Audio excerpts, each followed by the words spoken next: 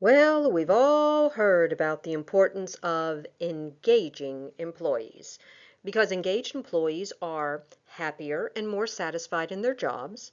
They're less likely to leave the company for a better opportunity. They're able to be more productive and create higher quality results for customers. And it's the foundation for organizational constancy, profitability, and sustainability. Sounds pretty great, huh? But what is the cause of this effect that we call employee engagement? What actions can we take to engage our workers, or is the level of engagement determined by the individual employee? And can any employee become more engaged at work?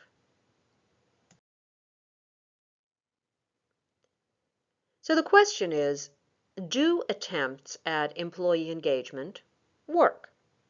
Well, much of the literature on employee engagement encourages organizational practices focused on enhancing the soft skills of its members. Managers are encouraged to engage in active listening in order to address employees' concerns without judgment. And HR managers push employee surveys to continuously take the pulse of employees' morale and level of engagement. And the C-suite is assigned the task of creating a compelling vision to ignite workers' creativity and commitment toward achieving organizational goals. Employee engagement, therefore, is an organization-wide initiative comprised of activities and behaviors that are most likely to engage the hearts and minds of the workforce.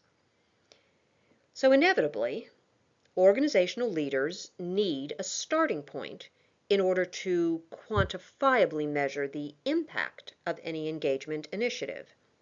This means that employees are surveyed in regard to their feelings and beliefs that are associated with engagement. Now, while the quality of the results is directly affected by the validity of the testing instrument, many workers become, well, somewhat suspicious when a new survey is requested, particularly when the questions focus on attitudes that are often unstated. Now, although it's often referred to as employee survey fatigue, there are some practitioners who believe that employees aren't actually tired of being asked their opinion. Instead, they are apathetic for other reasons that are directly related to the company's managerial practices. It could be a lack of action fatigue. Thank you for taking the survey, but we're really not going to do anything with the information that you've provided. It could be executive fatigue. Well, we're tired of analyzing and interpreting all these surveys, so our employees must be tired too. Well, here's a hint. Try using a smaller but statistically relevant sample. Or it could be poor survey fatigue.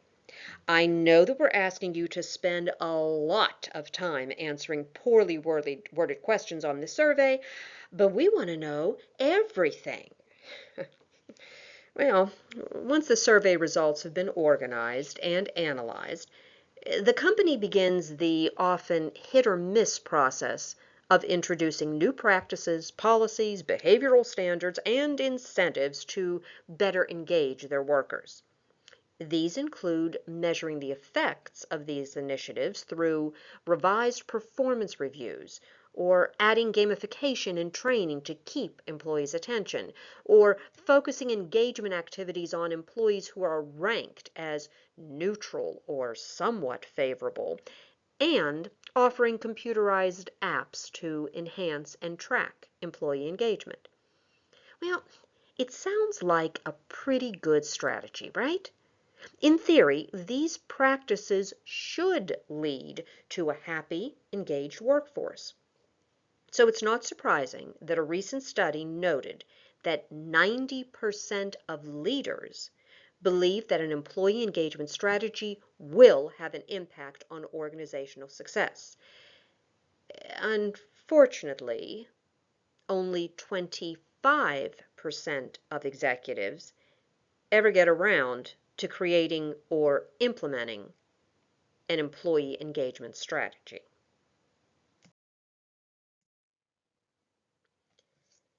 The problem is that employee engagement challenges management norms. Perhaps because so few organizational leaders get around to creating an actionable plan to engage their workers, it's no wonder that 71% of workers are dissatisfied at work and actively looking for a new job, or that 90% of employers consider compensation to be the primary reason why workers leave the company, even though this is true for only 12% of the employees who voluntarily leave. The primary reason why 75% of employees voluntarily leave rests on their relationship with their boss. And consistently over the years, 17% of workers are actively disengaged at work. So, does this mean that organizational leaders are simply not walking the talk when it comes to employee engagement? Or is it that engagement is too subjective and nebulous to be massaged or manipulated on an organizational level? Or maybe the 21st century's workforce can no longer be motivated using management practices from the 20th century. There is a distinct difference between management and leadership. Traditional business practices focus on the controlling aspects of management that influence the minds of the workforce rather than the more creative aspects of leadership that influence the hearts of workers. There is a continuum of motivation in the workplace. A motivated employee might only be somewhat engaged. In contrast, engaged employees are more committed and internally driven to achieve desirable results. So, in other words, engaged employees are passionate about their work. They believe in the mission of the organization. They believe that they are creating something of value for customers, and they are confident in their abilities and assured that they will be recognized by their employers. But they do it because they are emotionally engaged in the work or cause not for the external recognition. The predictable, linear mindset that characterizes a great manager must be expanded in order to permit elements of the unknown to enter the workplace and potentially lead to serendipitous outcomes and wins. Essentially, employee engagement requires leadership and not management. Now, while management practices attempt to motivate workers, the reality is that motivation is inherently internal. While bosses might be able to inspire workers to do their best work, this can only be maintained if the individual worker inherently wants to do it. If a worker doesn't like what he or she is doing, then it is highly unlikely that they will ever be fully engaged in their duties and responsibilities, even if they are doing their work well. Engagement is more than just meeting performance standards. While good workers will still get the work done, they are less likely to be fully engaged and committed to their jobs. The motivation underlying their performance will most likely focus on security, keeping their job, maintaining their income, or avoiding low performance reviews. But in order to engage employees' passions, the work hard, play hard work ethic was rampant in the late 1980s and 1990s. Employees were encouraged or even demanded to give 110%, regardless of the deleterious effects on their health or personal lives. Well, thankfully, this attitude has evolved as more workers diligently strive toward greater work-life balance. And work-life balance is the new nirvana for many American employees. Well, even though the U.S. ranks 30th out of 38 countries on a recent OECD work-life balance study. Now, according to this study, 66% of full-time workers do not believe that they have work-life balance. 33% work on Saturday, Sunday, or holidays. 60% identified bad or overbearing bosses as the source of their imbalance. 68% believe their poor morale at work is a result of poor work-life balance. And overwhelmingly, flexible work schedules and remote work options, 69% and 55% respectively, were believed to significantly improve employees' work-life balance. So with so many workers suffering the consequences of poor work-life balance, the old management mantras of work hard, play hard, and do it all at 110% offers no solution to the stress and burnout rampant in the modern workplace. Burned out, stressed out workers can never be engaged.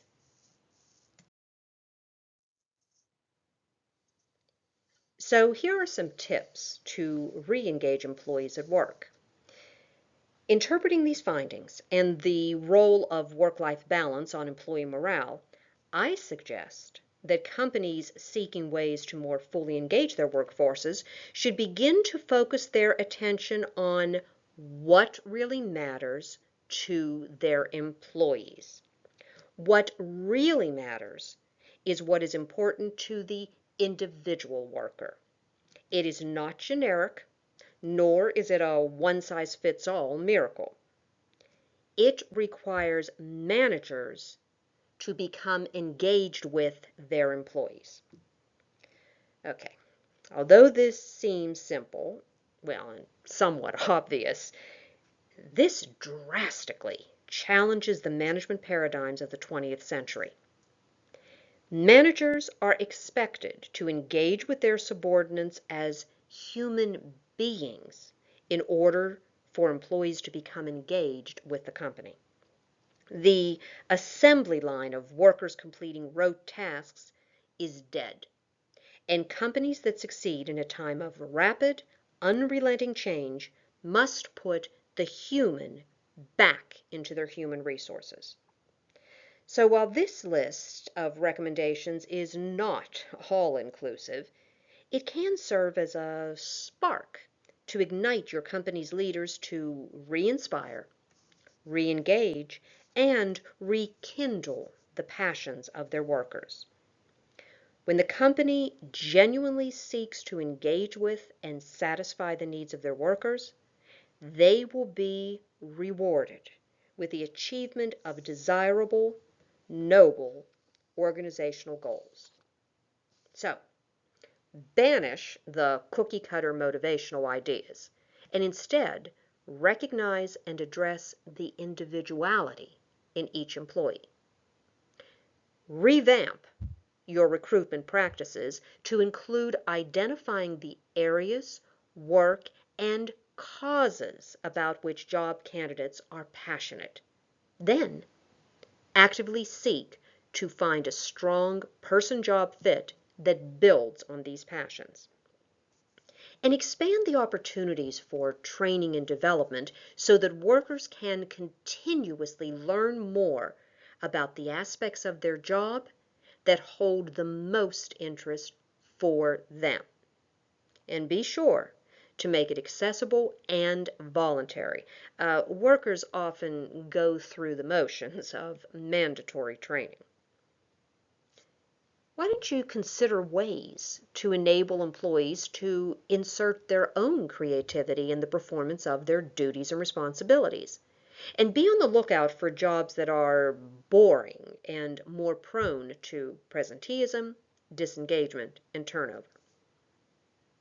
And introduce leadership competencies into traditional management practices through participative management. This allows employees to be actively engaged and heard during decision-making processes, and this consistently increases motivation, engagement, tenacity, and commitment during implementation. And finally, ignore the 20th century's edict to leave your personal issues at home. The 24/7 e-leash has all but obliterated the boundaries between work and home. So respect that there will be an overlap, but you recognize that the creativity and passion that are the foundation of employee engagement require that our very real human emotions will and should be brought into the workplace.